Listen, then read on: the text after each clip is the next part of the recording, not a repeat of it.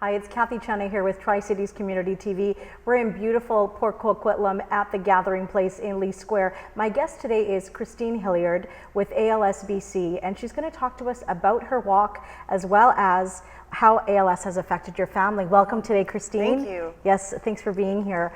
So, I personally don't know a lot about ALS. I know that it's known as Lou Gehrig's disease, and I actually have a friend who her husband is suffering from ALS right now, and it's quite a frightening disease, especially when you have small children, because they don't know what's going on with their parent. What's your experience been with ALS, Christine? Well, my mom was diagnosed in 1993, so I was only about 15 years old, but her symptoms started in 1989, so it's been a part of our life for the most of my life. But we're very blessed she's still alive, which is rare because we were told she would never see us graduate. So the fact that now she's seen 6 grandkids come into the world and a couple of weddings in the family, so it's been our life for a long time. But her well-being and everything, have you seen deterioration over time since that time? Yeah, Yes. My parents were both very, very active when they were younger, and then Mom slowly started to lose mobility in her ankles and her wrists, and now she's completely wheelchair bound.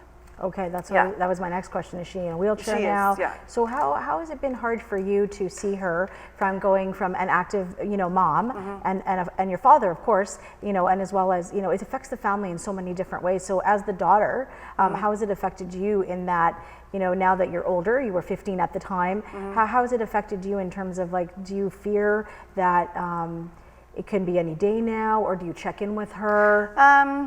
Well, I went pretty quickly from being a daughter to a caregiver, and as has most of my family. My dad has been her primary caregiver the entire time. Yes.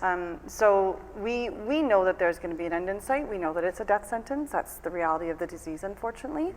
But we're very blessed in a lot of ways, but there's definitely been a deterioration in their quality of life, and especially with even their social dynamics and our family dynamics. We're very, very, very close as a family, but it runs our whole life. Like every decision. And how old is your mother now? She just turned 62. 62. Yeah. Right. And your children, how are you sort of telling them about the disease and what's going on with grandma? Yeah, well, I've got a toddler. I only have a 2.5-year-old, and he just knows that grandma's in a wheelchair. And but you said there were 6 grandchildren, so they must be a little older than that, right? My nieces and nephews are all really involved in the ALS Walk, so they're very aware of the disease and they understand it. They also participate in the Camp Alohalani, which the ALS Society puts on every year, and that gives them a lot of education about ALS. So they're really good at asking questions, but they've never known my mom to be any different. She's been sick their whole life. She's always been either in a walker or a wheelchair. Yes. So it hasn't afflicted them so much as if it was a really quick onset. But we do know families who, the onset's very rapid and it affects the kids really, really quickly. What's the definition of ALS for you? It's a death sentence. It's quite honestly just the most horrific, debilitating disease. Her body isn't working, but her brain is functioning? Her brain is completely 100% cognitive, yeah. And she can have every single independent thought possible, but her body doesn't respond to what she wants. So that's the heartbreaking piece. Right. Yeah. Right. So you said we might cry I know, earlier, I know. I don't know where the tissues are. So let's talk about the walk. You're the walk coordinator. How many people are you expecting out in June? We've been really lucky. We've had over 400 and 450 participants almost every year that I've run it, which is awesome. Yes. We've raised just over $162,000 to date. In the last 4 years. Fantastic. Yeah, yes. So this is our 5th year.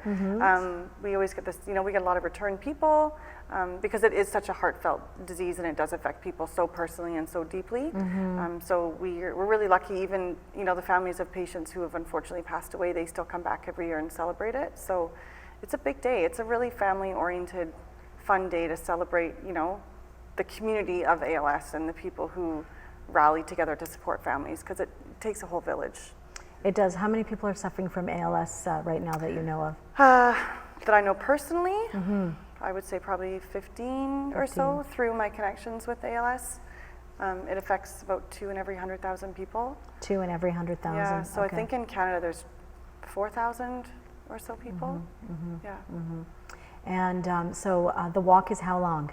It's a 5-kilometer walk, Yes. and it starts at Riverside Secondary, Yes. and it goes along the Coquitlam River all the way up to about halfway up to Lougheed, and then it loops back along the river, so it's all wheelchair accessible, and the kids can use their bikes and their strollers and stuff, so yeah. And tell us the date. It's June 4th, it's a Sunday. Registration starts at 10 and the walk starts at 11. And everyone wraps up around what time? We're usually done by 2. By 2 o'clock, Yeah. okay. Yeah. And are there activities afterwards? What can people look forward to? Everyone, there's a bouncy castle, there's face painting, there's a barbecue by donation, the Poco City Fire comes out. Last year we had a couple city councilors come out.